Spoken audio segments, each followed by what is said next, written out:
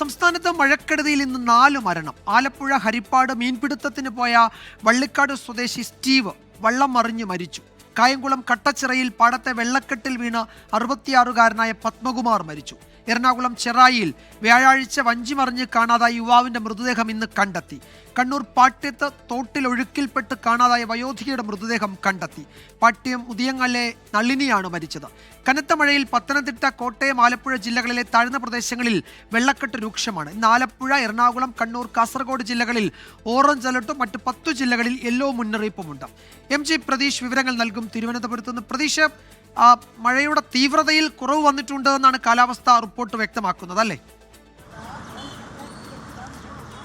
വിജയകുമാർ, കാലാവസ്ഥാ നിരീക്ഷണ വകുപ്പിന്റെ ഏറ്റവും പുതിയ മുന്നറിയിപ്പ് ആശ്വാസം നൽകുന്നതാണ്. കാരണം വരും ദിവസങ്ങളിൽ സംസ്ഥാനത്ത് മഴ കുറയുമെന്നതാണ് കാലാവസ്ഥാ വകുപ്പ് അറിയിച്ചിരിക്കുന്നത്. ഇന്ന് 4 ജില്ലകളിൽ ഓറഞ്ച് അലർട്ട് ഉണ്ട്. അത് ആലപ്പുഴ, എറണാകുളം ജില്ലകളിലാണ്. പ്രധാനമായും ഈ തെക്കൻ കേരളത്തെ സംബന്ധിച്ചും മധ്യ കേരളത്തെ സംബന്ധിച്ചും ഒരു അതിശക്തമായ മഴ പെയ്യുന്ന ജില്ലകൾ. അതിനു പുറമെ കണ്ണൂർ, കാസർഗോഡ് ജില്ലകളിലും ഓറഞ്ച് അലർട്ടാണ്. ഈ 2 ജില്ലകളിലും അതിശക്തമായ മഴ ഇന്ന് ഉണ്ടായിരിക്കും. ഏറ്റവും പുതിയ മുന്നറിയിപ്പ് പ്രകാരം നാളെ 4 ജില്ലകളിൽ മാത്രമാണ് മഴ മുന്നറിയിപ്പുള്ളത്. അത് ആലപ്പുഴ, എറണാകുളം, കണ്ണൂർ, കാസർഗോഡ് ജില്ലകളിലാണ്. അവിടെ യെല്ലോ അലർട്ടാണ്.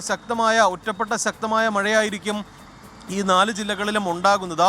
മറ്റ് ജില്ലകളിലൊന്നും തന്നെ നിലവിലെ അറിയിപ്പ് പ്രകാരം പുതിയ മഴ മുന്നറിയിപ്പുകൾ ഒന്നും തന്നെ നൽകിയിട്ടില്ല. നേരത്തെ തന്നെ കാലാവസ്ഥാ വകുപ്പ് അറിയിച്ചതാണ് ഈ തിങ്കളാഴ്ചയോടുകൂടി തന്നെ സംസ്ഥാനത്ത് ഈ മഴയുടെ ശക്തി കുറയും. ഇപ്പോൾ എന്തായാലും ഇന്ന് ഒരു ദിവസം പ്രധാനമായും കരുതിയിരിക്കണം. കാരണം 4 ജില്ലകളിൽ ഓറഞ്ച് അലർട്ട് ഉണ്ട്. അതുകൊണ്ട് തന്നെ ഈ ഓറഞ്ച് അലർട്ടുള്ള ജില്ലകളിലൊക്കെ തന്നെ അതിതീവ്ര മഴ പെയ്യാനുള്ള സാധ്യതയുണ്ട്. അങ്ങനെ അതിതീവ്ര മഴ പെയ്യുമെന്ന രീതിയിലുള്ളൊരു ജാഗ്രത തന്നെ ഈ ജില്ലകളിലുള്ള എടുക്കണമെന്നതാണ് പ്രധാനമായും നിർദ്ദേശിച്ചിട്ടുള്ളത്. ഒപ്പം ഈ സംസ്ഥാനത്ത് മഴക്കെടുതികൾ അതിരൂക്ഷമാണ്. പലയിടങ്ങളിലും വ്യാപക നാശനഷ്ടങ്ങൾ ഉണ്ടായിട്ടുണ്ട്. അതുകൊണ്ട് തന്നെ ഈ ഏതെങ്കിലും ദുരന്ത ബാധിത മേഖലകൾ ഉണ്ടെങ്കിൽ അവർ ഉടനെ ക്യാമ്പിലേക്ക് മാറണമെന്ന നിർദ്ദേശമാണ് സർക്കാർ നൽകിയിട്ടുള്ളത്. ഇതിനോടകം തന്നെ 1439 പേരാണ് സംസ്ഥാനത്തെ വിവിധ ക്യാമ്പുകളിൽ കഴിയുന്നത്. ഈ ക്യാമ്പുകളിൽ ആവശ്യമായ എല്ലാ അടിസ്ഥാന സൗകര്യങ്ങളും ഒരുക്കി എന്നതാണ് റവന്യൂ വകുപ്പും അറിയിച്ചിരിക്കുന്ന കാര്യം. എന്തായാലും ഈ വരും ദിവസങ്ങളിൽ മഴ കുറയുമെന്നതാണ് ഏറ്റവും ആശ്വാസകരമായ കാര്യം.